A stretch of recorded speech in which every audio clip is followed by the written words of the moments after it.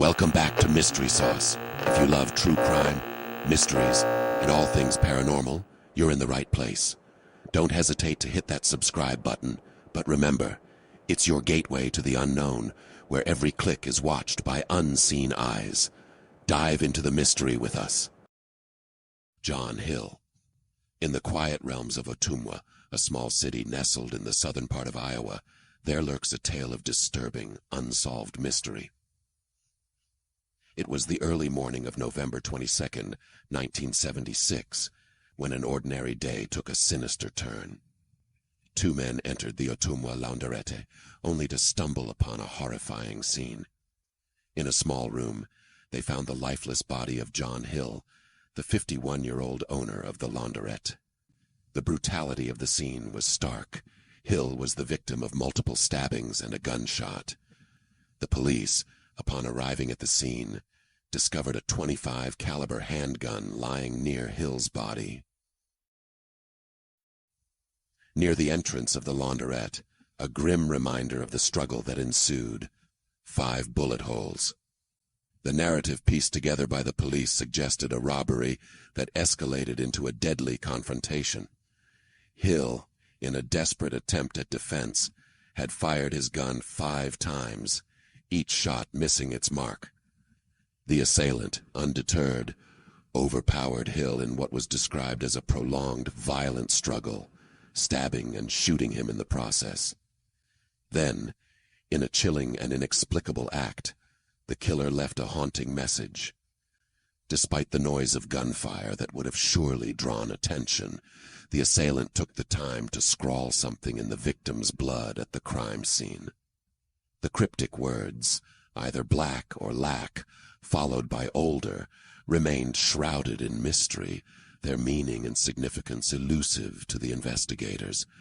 The case had its suspects, a couple, but they were never charged due to their solid alibis, and so the case of John Hill's brutal murder remains a cold, unresolved chapter in Ottumwa's history.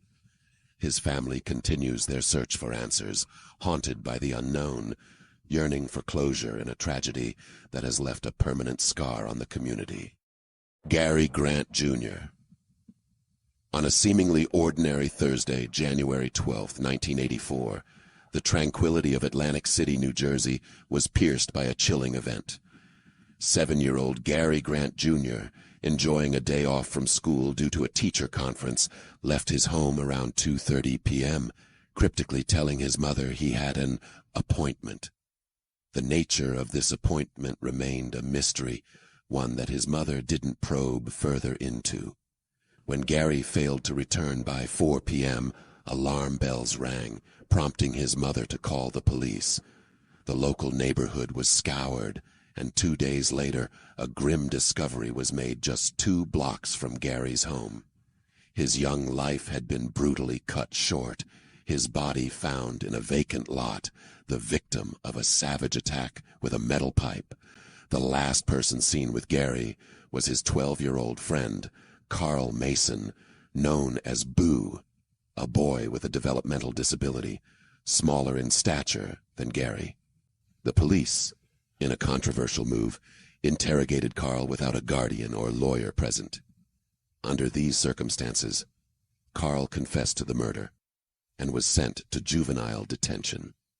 However, once incarcerated, Carl recanted, claiming his innocence.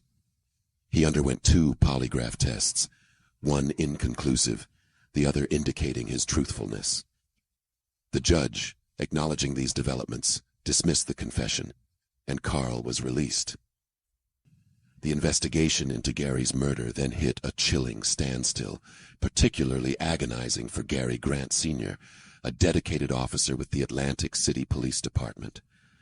The case took a bizarre turn on January 4th, 1986, when a menacing message was found on a police car. Gary Grant's dead. I am living. Another will die on January 12th if all goes right. January 12th marked the 2nd anniversary of Gary's murder. Yet, thankfully, the day passed without another tragedy. Weeks later, another message appeared, etched into a sidewalk. Gary Grant Jr. lives. I still killed him. Son of the pig officer. Payback is a MF. This sinister message fueled speculation that Gary's murder was a vengeful act against his father.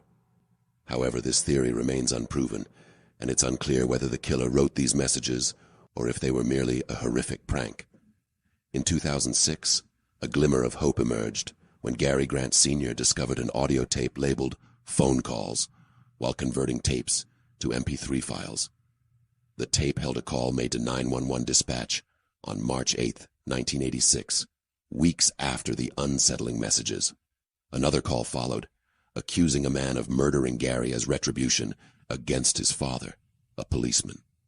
This man, never publicly named and never charged, was known to Gary Grant Sr., but had no known conflicts with him. Notably, in 2011, this individual was arrested for child-related offenses, pleading guilty to child endangerment in 2013. Yet it remains uncertain if these calls were authentic or twisted pranks. Despite Gary Grant Sr.'s relentless pursuit for answers, the murder of Gary Grant Jr. tragically remains an unsolved puzzle, a case enveloped in shadows and unanswered questions. Tracy Nielsen. On the evening of January 5, 1981, after a day immersed in his medical studies, Jeff Nielsen returned to the apartment he shared with his wife, Tracy Nielsen, in Moore, Oklahoma. It was a day draped in both celebration and tragedy. It was Tracy's 21st birthday, but the air of celebration was about to be shattered.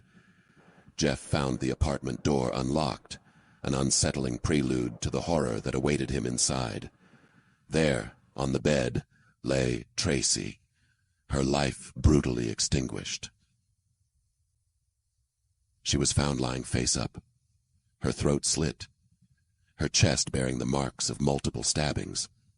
The police, upon commencing their investigation, quickly ruled out Jeff as a suspect.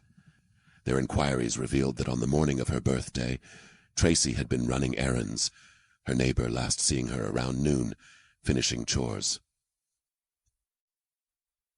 That afternoon, an eerie silence fell over the apartment. Calls from friends and family wishing her a happy birthday went unanswered.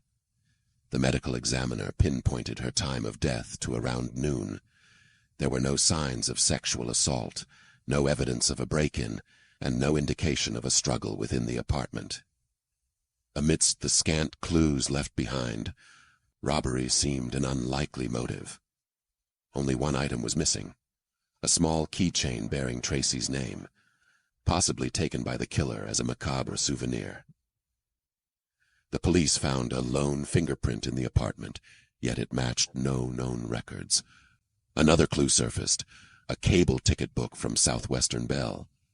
This book hinted at how the killer might have gained entry without force, by posing as a repairman, a ruse that could have led Tracy to willingly open the door.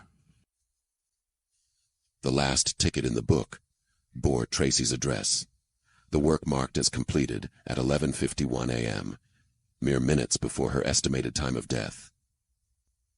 The signature or initials at the bottom of the ticket, possibly belonging to the killer, remain unidentified. Despite the Oklahoma State Bureau of Investigation and the police pursuing over 1,500 leads, the passing of 35 years has brought them no closer to solving the heart-wrenching mystery of who ended Tracy Nielsen's life on her 21st birthday. The case remains a haunting enigma, a somber reminder of a joyous day turned tragically dark.